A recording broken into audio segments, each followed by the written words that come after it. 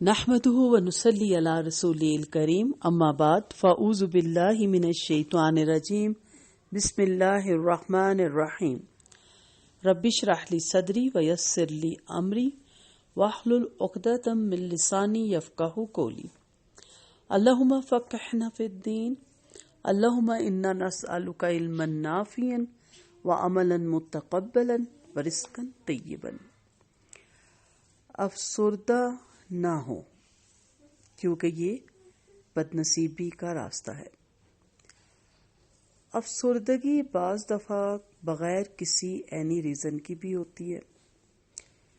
انسان افسردہ ہو جاتا ہے، بظاہر سب کچھ ٹھیک ہے لیکن دل افسردہ ہو جاتا ہے۔ آج ہم اس پہ تھوڑی سی بات کریں گے کہ افسردہ لوگ کون ہوتے ہیں یا افسردگی کن پر آتی ہے۔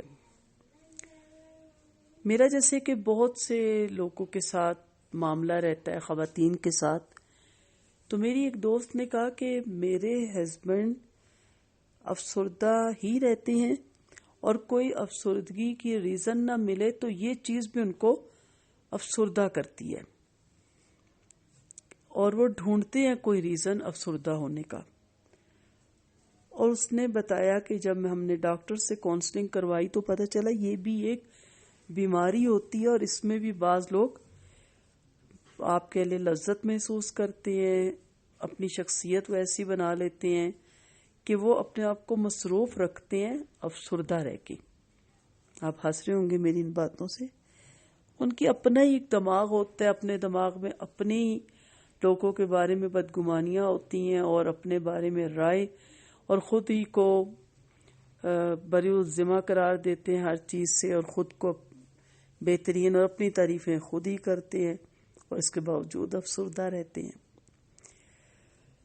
کہنے کو تو ہم کہہ سکتے ہیں کہ افسردہ وہ ہوتا ہے جس کا اللہ پہ توکل اور بھروسہ نہیں ہوتا، لیکن یہاں آج میں ایک اور اینگل سے آپ کو بتاؤں گی کہ یہ افسردگی کن لوگوں پہ آتی ہے اور کون لوگ اس کا زیادہ جلدی اس میں مبتلا ہو جاتے ہیں، کن پہ زیادہ جلدی اثر ہوتا ہے اس کا۔ کیونکہ آپ نے دیکھا ہوگا کہ بعض لوگوں کو بعض حادثات، ایک ہی گھر کے دو فرد ہیں، ایک اس کی افسردگی ختم ہی نہیں ہو رہی اور وہ افسردہ رہ رہا ہے اور اس سے مہینوں لگ رہے ہیں، اور دوسرا 1 یا 2 دن کے اندر نارمل روٹین پہ آ جاتا ہے۔ فرق آج ہم دیکھیں گے۔ پہلے افسردگی کے بارے میں کچھ تفصیل جانتے ہیں۔ جزیرۃ المسلمون اپنے شمارہ میں لکھتے ہیں کہ دنیا بھر میں 200 ملین لوگ افسردگی میں مبتلا ہیں۔ یہ بیماری روح زمین پر چھا رہی ہے۔ اس میں مالدار یا غریب یا عرب ممالک یا مغربی ممالک یا مشرقی ممالک کی کوئی تفریق نہیں۔ یہ بیماری سب کو لاحق ہے اور اکثر اوقات خودکشی پر پہنچا دیتی ہے۔ خودکشی بڑے ناموں، القاب، عہدیداروں اور مملکتوں کے جو ہوتے ہیں سربراہان، مملکتوں کے سربراہان جو ہوتے ہیں ان کو نہیں دیکھتی۔ ہاں، اہل ایمان سے اسے خوف ضرور لاحق ہوتا ہے، اور اعداد و شمار سے پتہ چلا کہ دنیا میں 200 ملین مریض اس کا شکار ہے، جبکہ مومن ایک بھی نہیں شکار ہوتا۔ اہل ایمان اس کے اڑیکے میں نہیں آتے۔ آپ دیکھ لیں کبھی کسی قاری، کسی عالم، کسی مؤذن کو آپ خودکشی کرتے نہیں دیکھیں گے، جبکہ اس کے پاس کھانے کی ضرورت کی صرف اشیاء ہوتی ہیں اور تنخواہ اس کی اتنی کم ہوتی ہے کہ معجزہ ہی لگتا ہے کہ وہ اتنی کم تنخواہ میں بچے بھی اور ان کی پڑھائی بھی اور گھر بھی چلاتا ہے وہ۔ بہرحال جدید ترین اعداد و شمار بتاتے ہیں کہ 10 افراد میں سے کم ایک ضرور اس کا شکار ہے۔ اس مرض کی خطرناکی کا عالم یہ ہے کہ صرف بڑوں کو نہیں ہوتی بلکہ ماں کے پیٹ میں پل رہے بچوں کو بھی یہ نشانہ بنا لیتی ہے، اور بچے بھی اکثر افسردہ ہو جاتے ہیں۔ کیوں؟ افسردگی خودکشی کا دروازہ بھی کھولتی ہے۔ اللہ نے فرمایا اپنے آپ کو قتل نہ کرو اور اپنے آپ کو ہلاکت میں نہ ڈالو. کہیں آپ بھی تو نہیں افسردہ، کہیں آپ تو نہیں افسردگی کا شکار.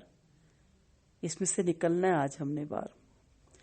خبر رساں ایجنسیوں کے حوالے سے یہ خبر آتی رہی کہ افسردگی کا مرض سابقہ صدر امریکہ کو بھی لاحق ہو گیا تھا، جس کا سبب تھا کہ ان کی عمر 70 سے تجاوز کر چکی تھی، جبکہ کئی اور بھی امراض انہیں لاحق ہو گئے تھے اور جلدی جلدی ان کے کئی آپریشن بھی ہوئے تھے.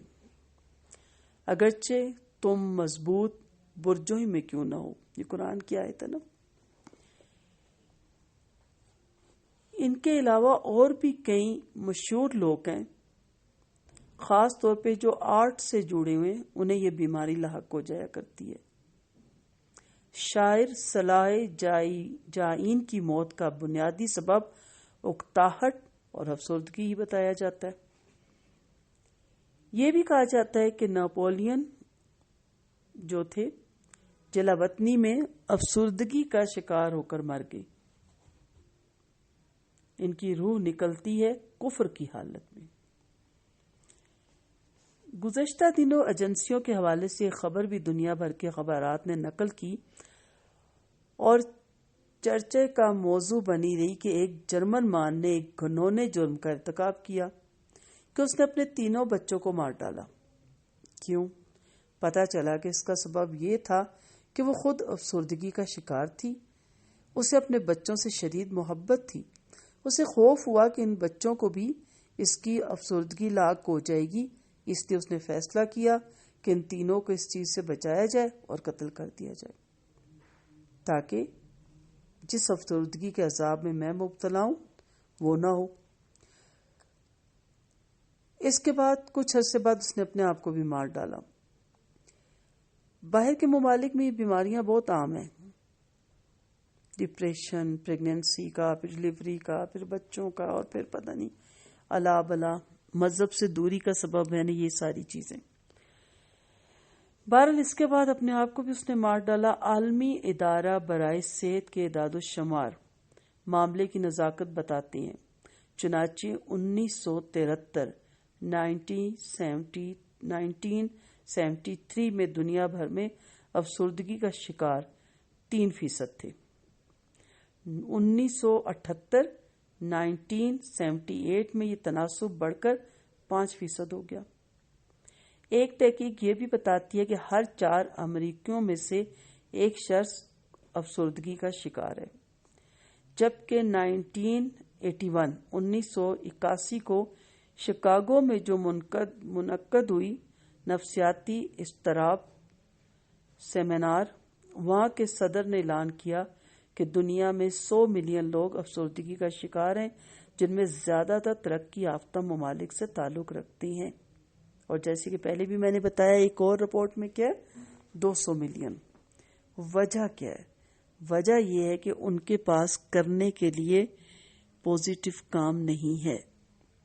جب ہر چیز آپ کے دسترس میں ہو، ہر چیز آپ کی کال پہ ہو، تو وہ جو مزہ آتا ہے نا شاپنگ پہ جانے کا، چیزیں وہ سی دیکھنے کا، اس میں سے ایک سلیکٹ کر کے خرید کے لانے کا، وہ ساری لذت، وہ سارا مزہ، وہ جو آپ گھر سے نکلے وہ ختم ہو جاتا ہے. ہمارے بہت اچھے ڈاکٹر، ان کا انتقال ہو گیا، اللہ ان کو جنت الفردوس کے اعلیٰ درجے دے. میں کافی ایسے لوگوں کو جو ڈپریشن، فرسٹریشن یا افسردگی کا شکار ہوتے تھے، میں ان کے پاس لے کے جاتی تھی. تو لاسٹ جو انہوں نے جس پیشنٹ کو دیکھا ان کا بھی انتقال ہو چکا ہے. انہوں نے یہی کہا کہ آپ گروسری لینے خود جایا کریں، 1 دن رکھیں مہینے کا یا 15 دن کی لائیں اور جائیں آرام سے پورے سٹور میں پھریں اور پسند کی چیزیں جو خریدنی ہے خریدیں، کیونکہ اس سے بھی بہت افسردگی میں فرق آتا ہے. ہر ایک کی ڈیفرنٹ ہوتی ہے نا، کیونکہ ان کا جو پرابلم تھا وہ یہی تھا کہ ایسے علاقے میں رہ رہی تھی کہ گلی محلوں سے باہر نہیں وہ نکل سکتی تھی، واک کی کوئی ان کے ارد گرد جگہ نہیں تھی. تو اس پہ بھی اس نے کہا جی ہمارے ارد گرد تو دکانیں ہیں اور آڑتیوں کی دکانیں اور یہ بڑے بڑے سٹور تو آپ کے اسلام آباد میں ہوتے ہیں، ہمارے وہاں کہاں ہوتے ہیں. تو پھر میڈیسن بھی ان کو دینے پڑی. ان شارٹ اس وقت میں نے دیکھا کہ زیادہ تر مسئلہ کیا ہے کہ آپ امیر ہیں, آپ کے ملازم جا کے ہر چیز لے آتے ہیں. آپ پیزا ہی دیکھ لیں, فون پہ آرڈر کرتے ہیں اور 15 منٹ یا آدھے گھنٹے کے بعد آپ کے دروازے پہ پیزا آ جاتا ہے. کتنا فرق ہے باہر جانا, جا کے چیز بنوانا, آرڈر دے کے کھڑے ہونا, پھر لے کے آنا. ہزاروں طرح کے لوگوں کو آپ دیکھتے ہیں. پھر ہوا بار کی, روشنی بار کی, ایک دم سے سکون ملتا ہے. ایک جھونکا ہوا کا آ کے ٹکراتا ہے اگر آپ کو, تو آپ دیکھیں گرمی میں پسینہ آئے اس میں بھی صحت ہے. تو کہنے کا مدعا یہ ہے کہ جب آپ سونے کا چمچ لے کے پیدا ہوں گے اور ہر چیز آپ کے ایک بٹن پہ, ایک انگلی کے اشارے پہ مل جائے گی, تو پھر افسردگی ہوگی, کیونکہ کرنے کو کچھ نہیں ہوگا. سو آپ میں سے اگر کوئی افسردہ ہوتا ہے, افسردگی کا شکار ہوتا ہے, تو وہ کچھ کرے. اگر وہ بہت امیر ہے پھر بھی کچھ کرے, کوئی ہنر سیکھے اور دوسروں کو سکھانے لگ جائے, کوئی ٹائم ٹیبل بنائے. میری ماشاءاللہ بہت اچھی اچھی فرینڈز ہیں اور بڑا اللہ نے ان کو نوازا ہوا ہے, اللہ اور نوازے. تو ان کی بچیاں کبھی بھی فارغ نہیں بیٹھتی, حالانکہ پیسے کی انہیں ضرورت ہی نہیں. وہ یا کوئی بوتیک کھول لے گی, یا کوئی کوکنگ کلاسیں کروانے لگ جائے گی, یا کوکنگ بنانے لگ جائے گی, صرف اور صرف اس لیے کہ اپنے آپ کو مصروف رکھنا. لاجانی کاموں میں نہیں پڑتی کہ بیکار کاموں میں پڑ جائیں. اور سب سے بہترین کام تو یہی ہے جو اللہ کے نزدیک بھی بہترین ہے. آپ صلی اللہ علیہ وسلم کا فرمان ہے, حدیث قدسی ہے, کہ تم میں سب سے زیادہ بہترین انسان وہ ہے جو قرآن سیکھے اور دوسروں کو سکھائے. بہرحال ہر ایک کا اپنا مزاج ہوتا ہے, اس کے مطابق وہ کام کرتا ہے. اللہ تعالیٰ سب کو ہدایت دے اور اس کام کے لیے چن لے. تو آپ نے دیکھنا یہ ہے کہ آپ افسردہ کیوں ہیں.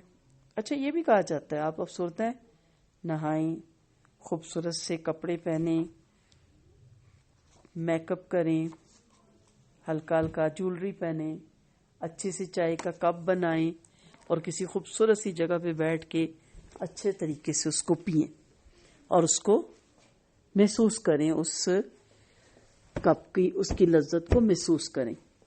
ٹھیک ہے, تو کافی حد تک افسردگی ختم ہو جاتی ہے. کہیں جانے کا آپ کے پاس استطاعت نہیں, ٹائم نہیں, تو یہ طریقہ بھی بتایا جاتا ہے. لیکن یہ وقتی طور پہ پھر کیا کریں گی آپ؟ اس لیے بجائے کالے کرنے کے اور 10 لوگوں کو کہنے کے میں افسردہ ہوں, پتہ نہیں دل کیوں تنگ ہے, فیڈ اپ ہوں, آپ کام ڈھونڈیں. اور کام وقتی طور پہ تو یہی ہے کہ آپ اپنی الماریاں صاف کر لیں یا کچن صاف کر لیں, یہ بھی بہت ضروری ہے, چلیں. لیکن ہمیشہ کا کوئی کام ڈھونڈیں تاکہ آپ کے پاس ٹائم نہ ہو افسردہ ہونے کے لیے. ایک حکیم نے کہا لیمبو کھٹے ہیں تو اس سے میٹھا شربت بنائیے, چینی ملا لیجئے. ایک نے کہا ذکی اور عقل مند وہ نہیں جو اپنے فائدوں میں اضافہ کر لے, بلکہ وہ ہے جو اپنے نقصان کو بھی فائدے میں بدل لے. اب سوچنا ہے کہ افسردگی کو پوزیٹو کام میں کس طرح لے کے آنا ہے. قرآن مجید میں آتا نا, یہ وہ لوگ ہیں جن پر ان کے رب کی رحمت اور سلامتی ہے اور جو ہدایت یافتہ ہیں. ایک مثال ہے کہ دیوار سے سر نہ ٹکراؤ. مفہوم اس کا یہ ہے کہ ایسے شخص سے تصادم مول مت دیجیے جس کی دشمنی سے آپ کو کوئی فائدہ نہ ہو. اوائڈ کیجیے. جس چیز کو بقول شاعر, جس چیز کو آپ نہ کر سکیں اسے چھوڑ دیں اور اسے چھوڑ کے جو کر سکتے ہیں اس میں لگے.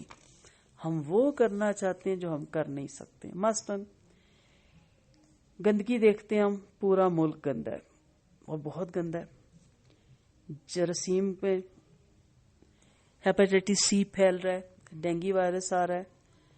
اب پورا ملک میں چاہتی تو ہوں صاف ہو جائے, کیا کروں؟ نہیں ہوتا, کڑتی رہوں. اپنا گھر تو صاف کروں, وہاں پہ فاضل پانی نہ جمع ہونے دوں, گملوں میں یا ٹائروں میں, یا اوٹ پر ٹانگ ہم نے چھت پہ سامان رکھا ہوتا ہے جسے دیکھتے ہی نہیں ہم, مہینوں اس کے نیچے پانی جمع ہوا ہوتا ہے, گندگی جمع ہوتی ہے, چھپکلیاں پیدا ہوئی ہوتی ہیں. سٹور دیکھ لوں, اپنے گھر کو صاف رکھوں اور پھر اپنی گلی پہ توجہ دے دوں، اس میں تو آپ کو کوئی نہیں روکتا نا. جو آتا ہے کوڑے اٹھانے والے، انہی سے کہہ دوں کہ اس سے بھی تھوڑا جھاڑو لگا دیں، یا میں اندر سے پانی بہاتی ہوں آپ باہر سے ویپر لگا دیں. وہ کریں نا جو آپ کر سکتی ہیں، وہ کیوں کر رہی ہیں جو آپ نہیں کر سکتی. ہم کیا کہتے ہیں، مجھے ایک دن کے لیے پرائم منسٹر کوئی بنا دینا تو میں سب سے پہلے ملک کو صاف کر دوں. نہ آپ ایک دن کے لیے پرائم منسٹر بن سکتی ہیں اور نہ آپ کی یہ خواہش پوری ہو سکتی ہے. اسی لیے کہاوت ہے، آٹے کو نہ پیسو، یعنی پسی ہوئی چیز کو دوبارہ مت پیسیں.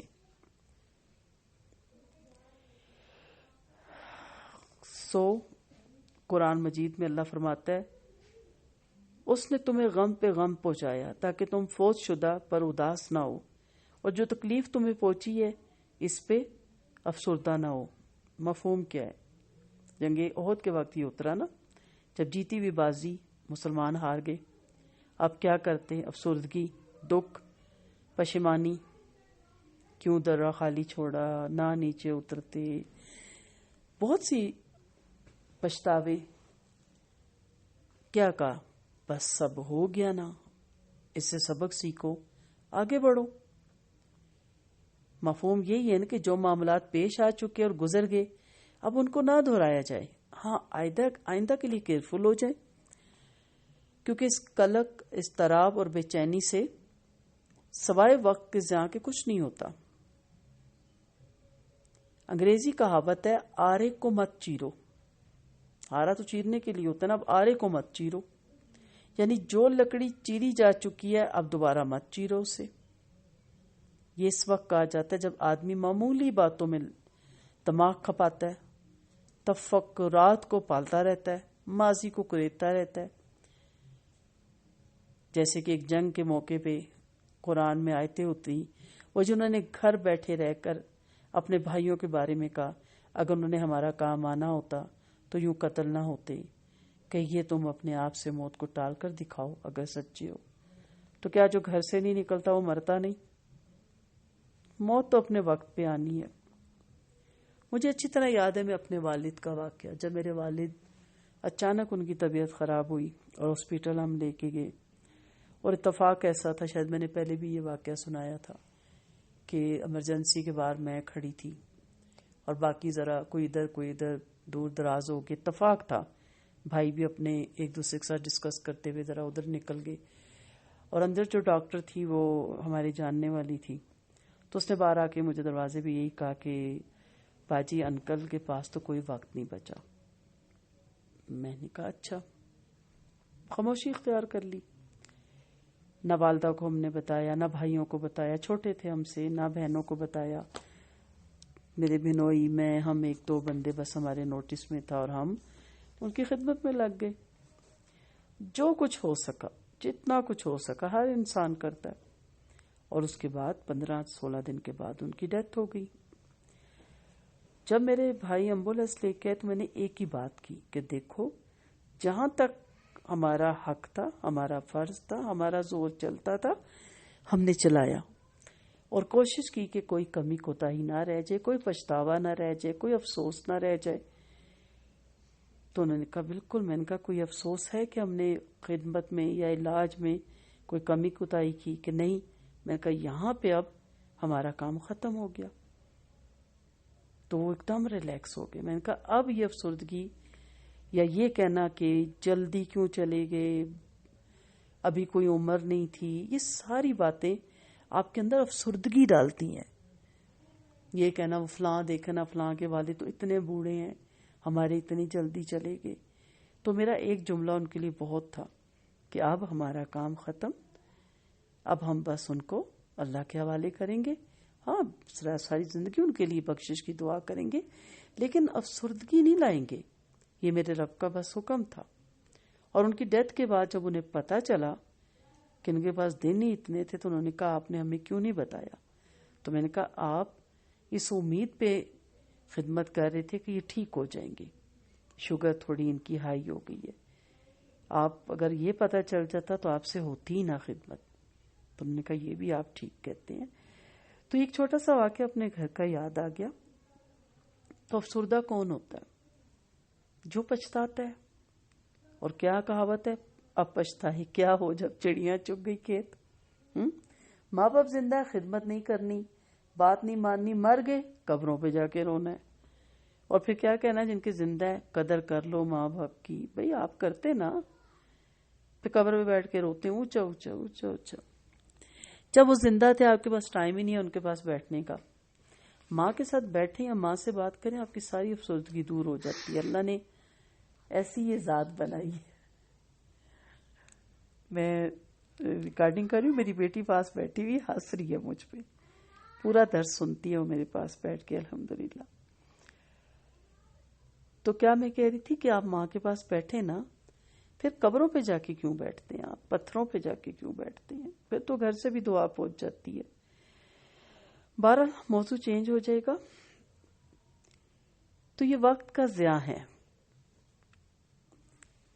کوئی وہ اس کا فائدہ نہیں ہے. جب آدمی معمولی باتوں میں لگتا ہے نا، تفکرات اور ماضی کو کریدتا ہے، تو وہ نقصان اٹھاتا ہے. اچھا، آج اپنے موضوع پہ واپس آتے ہیں کہ افسردگی آتی کس پہ ہے سب سے زیادہ، اٹیک کس پہ ہوتا ہے اس کا؟ جو لوگ بیکار بیٹھتے ہیں، ان کے لیے کرنے کے لیے کچھ نہیں ہوتا، تو پھر یادیں ستاتی ہیں.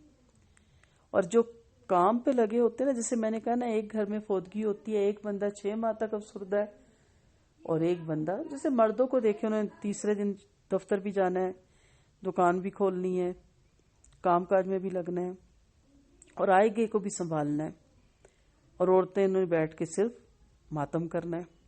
فرق ہو جاتا ہے نا.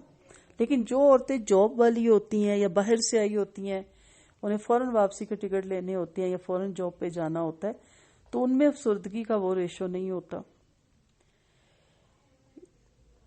تو ایسا کریں جو لوگ جن کے پاس کرنے کے لیے کچھ نہیں، ویسے عورتوں کے لیے تو بہت کچھ ہے، لیکن فرض کریں سونے کے چمچ لے کے جو پیدا ہوئی ہیں، تو اچھے اعمال کریں،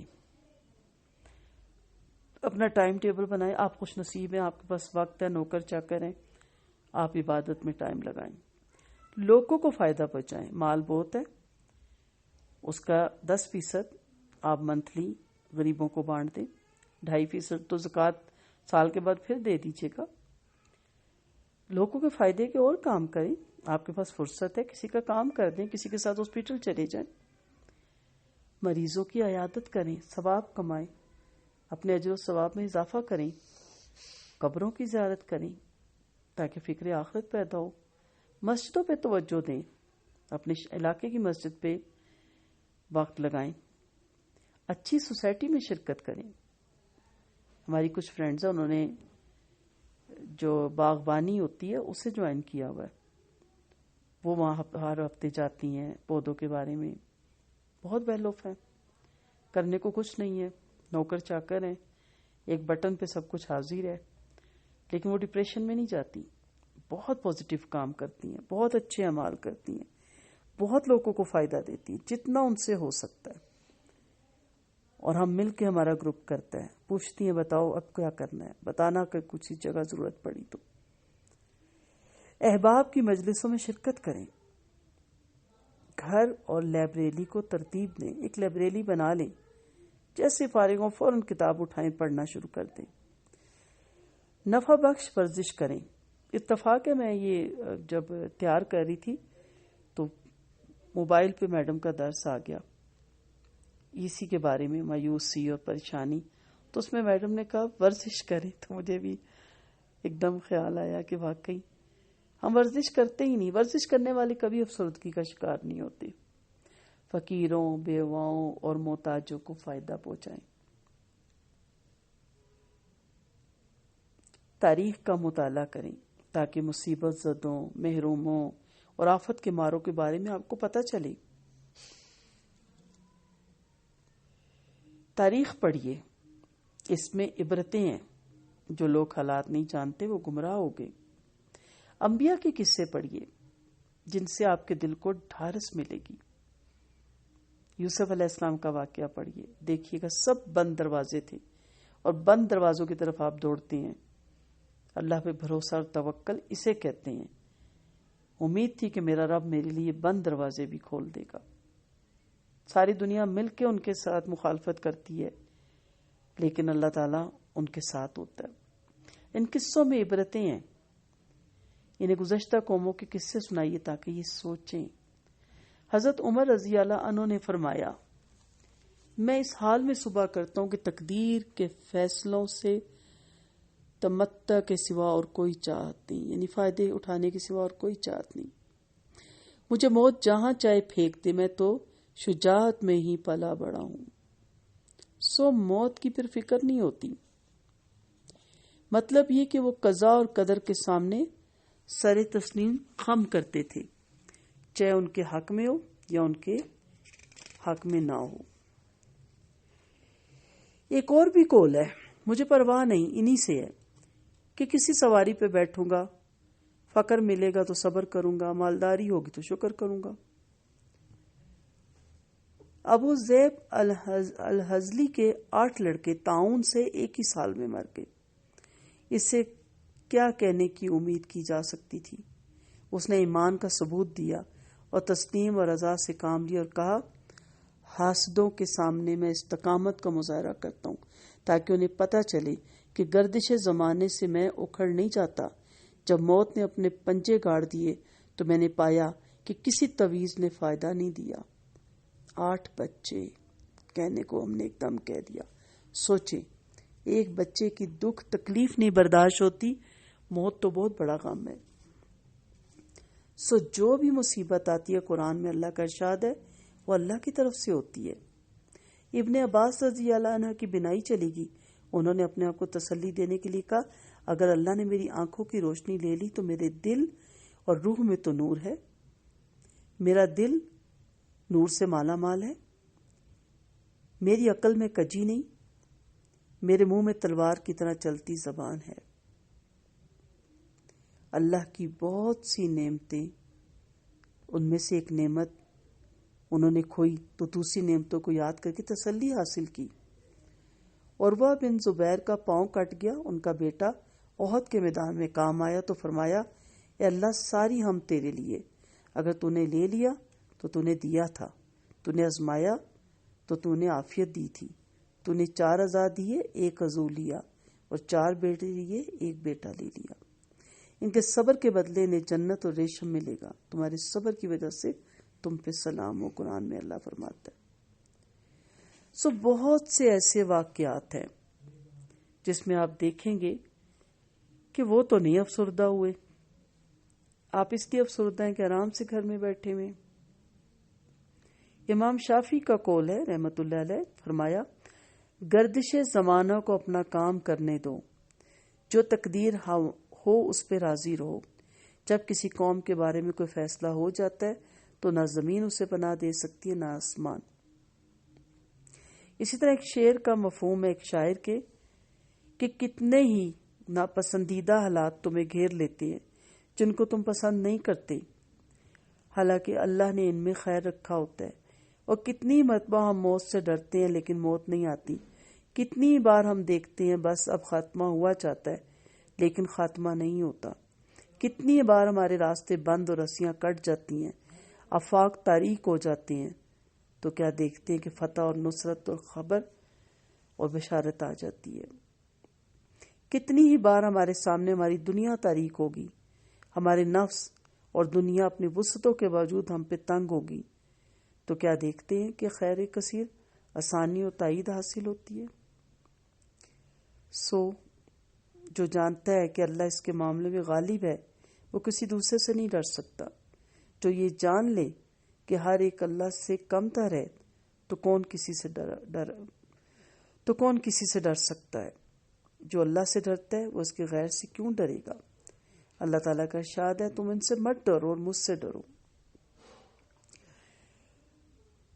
اللہ سبحانہ تعالیٰ کے پاس ہی عزت ہے، اللہ اس کا رسول اور مومنین ہی معزز ہیں۔ اس نے فرمایا، ہماری لشکر غالب ہیں، ہم اپنے رسولوں کی مدد کریں گے اور اہل ایمان کی دنیاوی زندگی میں بھی اور آخرت میں بھی۔ ابن کثیر میں تفسیر میں حدیث قدسی نقل کرتے ہیں اپنی کثیر: میری عزت اور جلال کی قسم، مجھ سے کئی بندوں نے پناہ لی اور آسمان اور زمین اس کے خلاف ہو گئے تو بھی میں اس کے لیے خلاصی اور کشادگی پیدا کر دوں گا۔ میری عزت اور جلال کی قسم، کسی بندے نے میرے غیر کی پناہ لی تو میں اس کے پاؤں کے نیچے سے زمین سرکا دوں گا۔ سو اللہ ہی کی ذات ہے۔ علامہ ابن تیمیہ رحمۃ اللہ علیہ فرماتے ہیں: لا حول ولا قوت الا باللہ کے ذریعے بوجھ اٹھا لیے جاتے ہیں، خطرناک معاملے برداشت ہو جاتے ہیں اور اچھے حالات پیدا کر لیے جاتے ہیں۔ لہٰذا اے اللہ کے بندے، اسے لازم پکڑ لے کہ یہ جنت کے خزانوں میں سے ایک خزانہ ہے، خوش بختی کی ایک شک ہے، آرام اور راحت اور شرح صدر کے راستوں میں سے ہے۔ سو آپ میں سے جو بھی افسردہ ہے وہ ایک تو ان کو ایک وظیفہ بھی یہی بتاتی جاؤں کہ کثرت سے لا حول ولا قوت الا باللہ پڑھا کریں۔ پورا بھی پڑھ سکتے ہیں، ورنہ لا حول ولا قوت یہ کہتے رہا کریں۔ پورا پڑھیں: لا حول ولا قوت الا باللہ العلی العظیم۔ یونانی حکمہ، خرافات، وہمات، افسردگی اور نفسیانی بیماریوں کے لیے کام کاج علاج تجویز کرتے ہیں۔ ایسے مریضوں کو وہ کھیتی اور باغبانی کے کاموں میں لگا دیتے تھے، تھوڑے وقت کے بعد یہ مریض اچھے ہو جاتے تھے۔ سو آپ بھی مصروف ہوں، اٹھیں، افسردہ مت بیٹھیں، ہنسیں، مسکرائیں۔ دو چیزوں پہ پیسے نہیں لگتے، ایک اچھے اخلاق پہ اور ایک مسکرانے پہ۔ فری میں مسکرایا جاتا ہے۔ میرا لیکچر سنا تھا آپ نے؟ مسکرائیے، چلیں مسکرا لیتے ہیں۔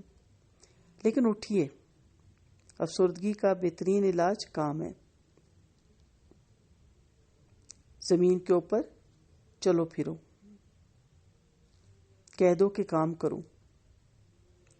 واقعہ یہ ہے کہ محنت کش سب سے زیادہ آرام اور راحت سے سوتا ہے، اس سے زیادہ کوئی کسی کا دل خوش نہیں ہوتا۔ ان لوگوں کو دیکھیے کہ حرکت اور نشاط اور مستقل کام کرنے کے باعث کبھی بھی رہتے ہیں اور پرسکون بھی۔ اسی لیے نبی کریم صلی اللہ علیہ وسلم دعا مانگا کرتے تھے نا: میں تیری پناہ مانگتا ہوں سستی اور عاجزی سے۔ اس لیے اللہ پہ بھروسہ رکھیں، اللہ تعالیٰ ہی کے ہاتھ میں ہے سب کچھ۔ بندے کو جس چیز سے سب سے زیادہ خوشی ملتی ہے وہ ہے اس کا اپنے رب تعالیٰ کی طرف جھکنا، اس پہ بھروسہ کرنا، اس کی حفاظت، خبرگیری اور سرپرستی کو اپنے لیے کافی سمجھنا۔ قرآن مجید میں کیا اس کا کوئی ہم نام جانتے ہو؟ جب مجھے کبھی فارغ میں ہو جاؤں اور دیکھوں کہ اب تھک گئی ہوں پڑھ کے بھی اور لکھ کے بھی، کام کر کے بھی، تو پھر میں کثرت سے حسبنا اللہ و نعم الوکیل، نعم المولا و نعم النصیر کہنے لگ جاتی ہوں، کیونکہ ان چیزوں سے دوری ہوگی تو پھر آپ کے اوپر افسردگی بھی ہوگی۔ استغفار کثرت سے پڑھیں، بند تالے کھل جاتے ہیں۔ شیخ الاسلام ابن تیمیہ رحمۃ اللہ علیہ فرماتے ہیں: میرے اوپر مسئلے بند ہو جاتا ہے، میں 1000 بار اس سے زیادہ یا کم استغفار پڑھتا ہوں تو اللہ اس مسئلے کو میرے لیے کھول دیتا ہے۔ کثرت سے استغفار کریں، آپ دیکھیں گے کہ آپ کی افسردگی دور ہو جائے گی۔ قرآن مجید میں آتا ہے، تو میں نے کہا اپنے رب سے استغفار کرو، بلا شبہ وہ بہت معاف کرنے والا ہے۔ آرام کے اسباب میں سے اللہ سے استغفار بھی ایک ہے۔ بہت سی مشکلات فائدہ دیتی ہیں، اللہ تعالیٰ جو بھی فیصلہ کرتا ہے وہ خیر ہی پہ مبنی ہوتا ہے، حتیٰ کہ معصیت بھی۔ مسند احمد میں ہے، اللہ بندے کے لیے جو بھی فیصلہ کرتا ہے وہ اس کے لیے خیر ہوتا ہے۔ ابن تیمیہ سے کہا گیا کہ معصیت بھی؟ فرمایا ہاں، اگر اس کے ساتھ توبہ اور ندامت ہو، استغفار اور انکساری ہو۔